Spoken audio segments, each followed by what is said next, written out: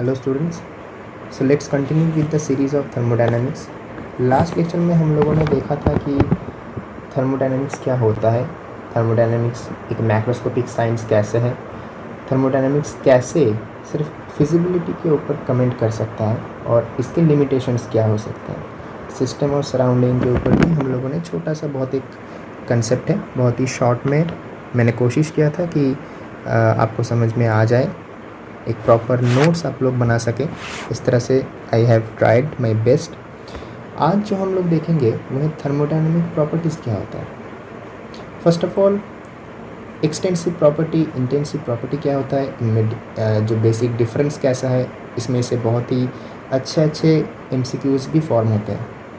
Thermodynamic variables क्या हो सकते हैं, स्टेट वेरिएबल क्या होता है, पाथ वेरिएबल क्या होता है, या फिर जो सबसे इम्पॉर्टेंट कंसेप्ट है थ्रू होल थर्मोडायनामिक्स, आप ये गांठ बांध लीजिए कि the main thing, the main thread you will find here, the thermodynamic processes, two types of thermodynamic processes, those are reversible process and reversible process, है ना।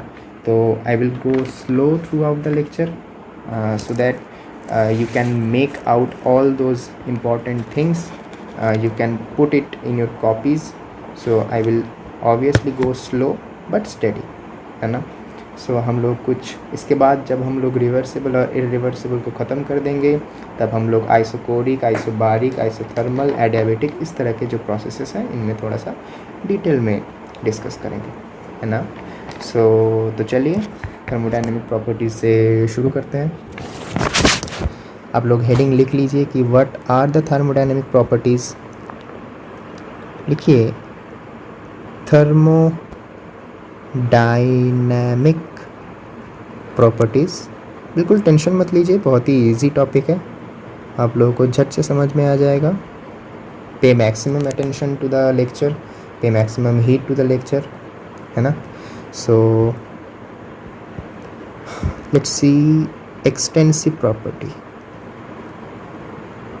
देखिए, मैं चाहे तो इन दोनों को एक साथ बता सकता हूँ, लेकिन ठीक है, मैं अलग से ही बता देता हूँ आप लोगों के कन्वीनियंस के लिए। एक्सटेंसिव प्रॉपर्टी, अगर इसको डिफरेंस के टर्म्स में अगर आप लोग लिखेंगे तो it will be much better for you. Extensive property, चलिए ठीक है, कोई बात नहीं, मैं ऐसे ही नॉर्मली बता देता हूँ। What are the extensive properties. पहले इसका एग्जाम्पल लिखिए, क्योंकि आपको कोई नहीं पूछेगा एग्ज़ाम में कि give me the feel of extensive property, दो मैं आपको फील दूंगा, लेकिन अल्टीमेटली आपको जो आएगा एग्ज़ाम में, आपको 4 ऑप्शंस दिए रहेंगे। Pick out the extensive property और intensive property, and if you can not remember those examples you will be in deep trouble, है ना। So you have to remember this, you have to remember this for sure. So पहले आप लोग examples लिखेंगे। Extensive properties जो होते हैं वो है मास, वॉल्यूम, इंटरनल एनर्जी। ये आप लोगों को अभी समझ में नहीं आएगा, आप लोग सिर्फ लिख लीजिए, ये मैं आपको बता दूंगा। एस, देखिए मैं अभी इसके जो लेटर्स हैं यही आप लोगों को बताऊंगा, इसका जो नाम है मैं थोड़ी देर बाद आप लोगों को बताऊंगा, ठीक है। एस, एच एंड जी। देखिए बहुत ही ऑकवर्ड लग रहा होगा आप लोगों को कि भैया क्या बता रहे हैं ये, volume, U, S, H, G etcetera. So don't just be afraid of anything, this is nothing but internal energy, internal energy. ये सब चीज़ें बस 2-3 लेक्चर के बाद आप लोगों को बिल्कुल आप लोगों के लिए हलवा हो जाएगा। ये है एंट्रोपी, इसको बोलते हैं एंथैल्पी। देखिए बहुत ही अनईज़ी फील हो रहा होगा, मुझे भी पता है आप लोगों का फीलिंग्स, क्योंकि मैं भी इस दौर से गुजरा हूँ जब थर्मोडायनेमिक्स मैंने पहली बार पढ़ा था। लेकिन जस्ट चिल, बहुत ही इजी टॉपिक है, आप लोगों को अच्छे से समझ में आ जाएगा। थोड़ा सा पेशेंस रखेंगे आप लोग, इसको कहते हैं गिव्स फ्री एनर्जी।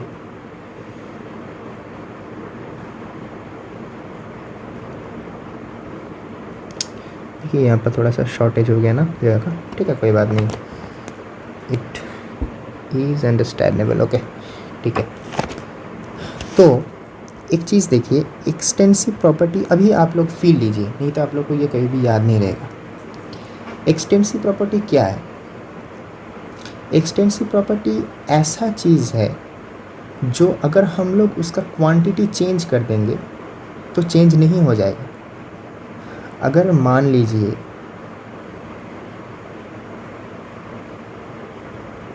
अच्छा सॉरी, शायद मैंने थोड़ा सा गलती कर दिया कि एक्सटेंसिव प्रॉपर्टी मैंने गलत बोल दिया, सॉरी मैंने उल्टा बोल दिया कि एक्सटेंसिव प्रॉपर्टी वो चीज़ें हैं जो अगर आप लोग क्वांटिटी चेंज कर देंगे तो चेंज हो जाएगा, ठीक है। तभी मैं सोचूं कि मास में कैसे हो रहा है, ठीक है ओके ठीक है, सॉरी एक्सट्रीमली सॉरी, कि एक्सटेंसिव प्रॉपर्टी ऐसे प्रॉपर्टीज़ हैं जो अगर आप लोग क्वांटिटी चेंज कर देंगे तो चेंज हो जाएगा। अगर आप देख सकते हैं मास, अगर आप लोग सिर्फ एक ये पार्टिकल लेंगे तो इसका जो मास होगा, अगर आप क्वांटिटी इंक्रीज़ करेंगे तो इसका मास ज़्यादा होगा, है ना। This is so much relatable, आप लोग सिर्फ इससे याद रख सकते हैं। और एक पॉइंट मैं बताऊंगा, उससे भी आप लोग बहुत ईजीली याद कर पाएंगे कि why I am saying that with the change of quantity this things will also change.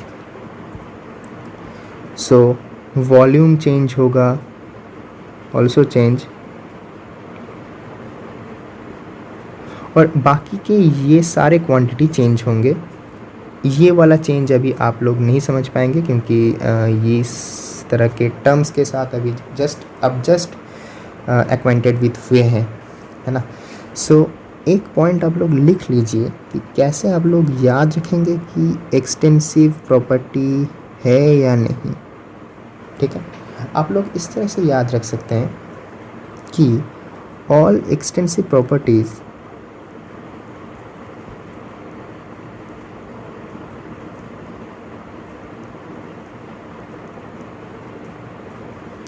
Are additive. आप लोग इन क्वांटिटीज़ को आपस में ऐड कर सकते हैं, ठीक है। अभी आप आ जाइए इंटेंसिव प्रॉपर्टी के ऊपर। इंटेंसिव प्रॉपर्टी,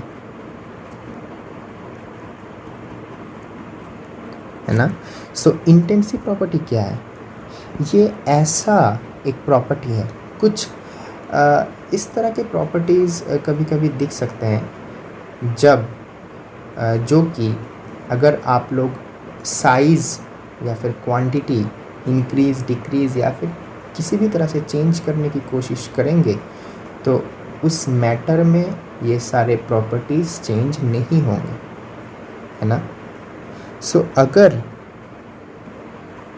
हम लोग इस तरह से इसको लिखें तो it will be much better that independent of size और क्वांटिटी टेकन, है ना। सो इसके भी एग्जाम्पल्स बहुत ही इम्पोर्टेंट होते हैं। देखिए आप लोग लिख सकते हैं ऐसे पॉइंट वाइज, डेंसिटी, सेकंड आप लोग लिखेंगे रिफ्रैक्टिव इंडेक्स। इसका नॉलेज आप लोग को थोड़ा बहुत होगा, 9th में आप शायद पढ़े होंगे रिफ्रैक्टिव इंडेक्स या फिर रिफ्रैक्टिव पीरियड, ठीक है, इंडेक्स। और ये वाला आप लोग क्लास 12th में रे ऑप्टिक्स में भी पढ़ेंगे अच्छे से, बहुत ही अच्छे से पढ़ेंगे, बहुत ही ह्यूज एक चैप्टर है रे ऑप्टिक्स। पीरियड यानी कि टाइम पीरियड जो हम लोग बोलते हैं, या फिर पीएच, ये वाला एक इम्पॉर्टेंट है। पीएच को हम लोग ऐसे नहीं लिख सकते, पीएच को small P and capital H लिखना होगा, ठीक है। अगर हम लोग कैपिटल पी, देखिए छोटा सा एक इंटरेस्टिंग थिंग, कैपिटल पी और स्मॉल एच लिखेंगे ना तो ये फिनॉल हो जाएगा। तो इस तरह की चीज़ें कॉम्पिटिटिव एग्ज़ाम में मैटर नहीं करते, बोर्ड एग्ज़ाम में आपका लिखने का तरीका थोड़ा सा मैटर कर जाता है। सो ये बहुत ही इम्पोर्टेंट है, ये आता है क्वेश्चंस में। पीएच पूछता है कि which kind of property pH is intensive और एक्सटेंसिव, और बोथ भी कभी कभी दे देता है, ठीक है। तो आप लोग यहाँ पर एक चीज़ याद रखेंगे कि these are non additive type,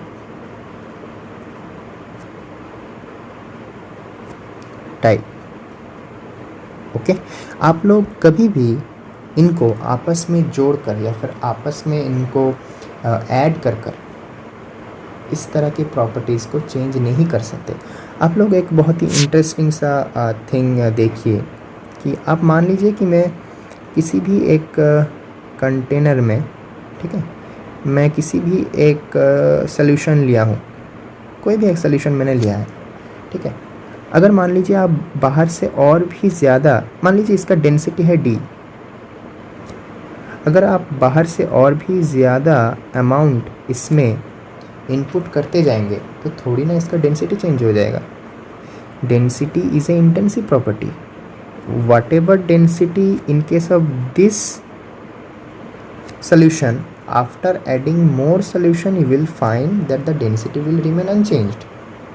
So the density या फिर इस solution का जो ऑप्टिकल प्रॉपर्टी होगा, है ना, optical property that means refractive index, या फिर आप लोग ऑर्गेनिक में भी पढ़ेंगे D isomer, L isomer, dextro, laevo etcetera, इस तरह के जो चीज़ें होते हैं, these are intensive things,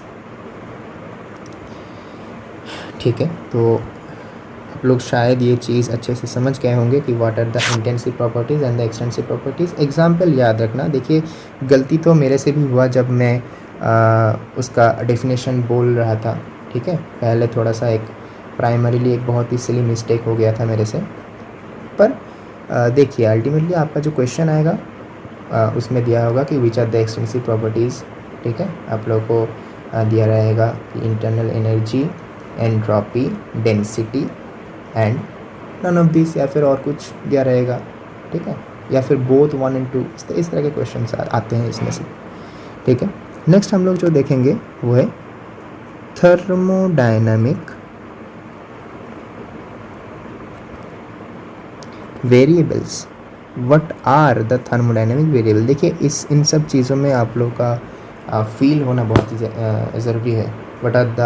what about the thermodynamic is, thermodynamic is all about your own feelings, कि आप लोग इन चीज़ों को कितना फील कर सकते हैं। देखिए न्यूमेरिकल कोई भी बना देगा, अगर किसी को वर्क का जो फॉर्मूला पता है, nRT ln P2/P1, सॉरी मैंने उल्टा बोला, V2/V1 या फिर P1/P2, जो भी है वर्क का या फिर एंट्रोपी का फॉर्मूला किसी को भी ये याद होगा, या फिर NCVDT, NCPDT, जो फ्रीडम है, डिग्री ऑफ फ्रीडम्स का वैल्यू सबको याद होता है, ठीक है।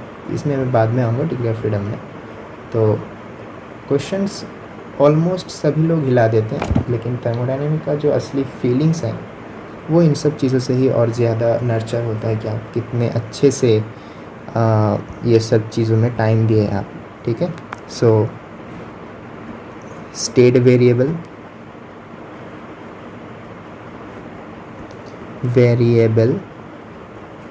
एंड और एक तरह का वेरिएबल होता है वो है पाथ वेरिएबल।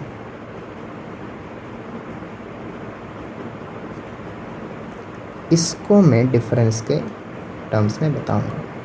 देखिए मैं चाहता तो एक्सटेंसिव और इंटेंसिव को भी बता सकता था डिफरेंस के टर्म्स में, लेकिन ये इतना कुछ इम्पोर्टेंट है नहीं, मतलब सिर्फ क्वेश्चंस इसमें से आते हैं एग्जाम्पल से ही, इसलिए मैंने इतना नहीं फोर्स किया। देखिए मैं फिर से आपको बता रहा हूँ कि एग्जाम्पल्स आर इम्पोर्टेंट, सो अगर आप चाहें तो मैं इसको हाईलाइट भी कर देता हूँ। Examples are always important in case.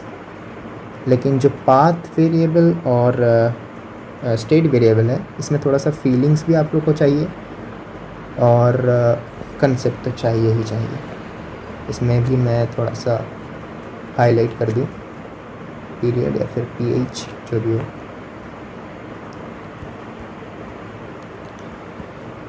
सो देखिए, स्टेट वेरिएबल और पाथ वेरिएबल पहले स्टार्ट करते, पहले लिख लीजिए, फिर मैं आपको एक्सप्लेन कर देता हूँ। What is the state variable? The variable that is independent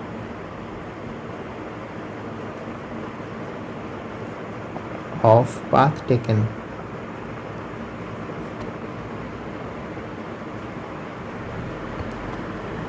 to achieve that particular state.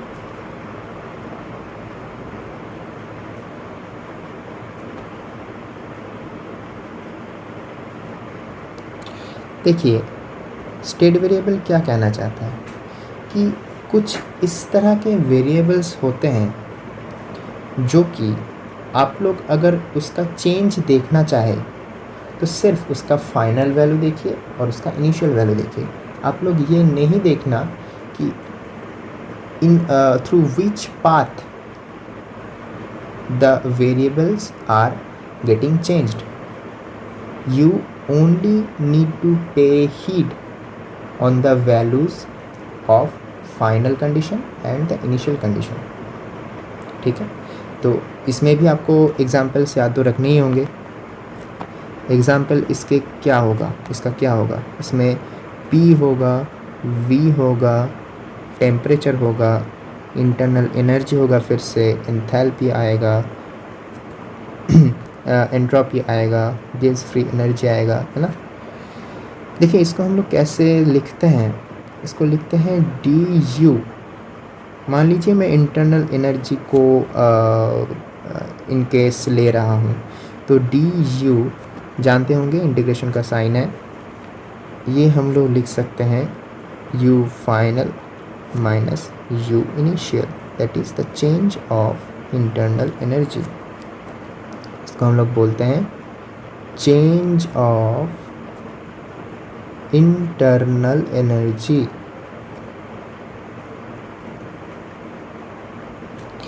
ये इसमें डिपेंड नहीं करता कि मैंने जो इंटरनल एनर्जी है वो मैं किस तरह से चेंज कर रहा हूँ।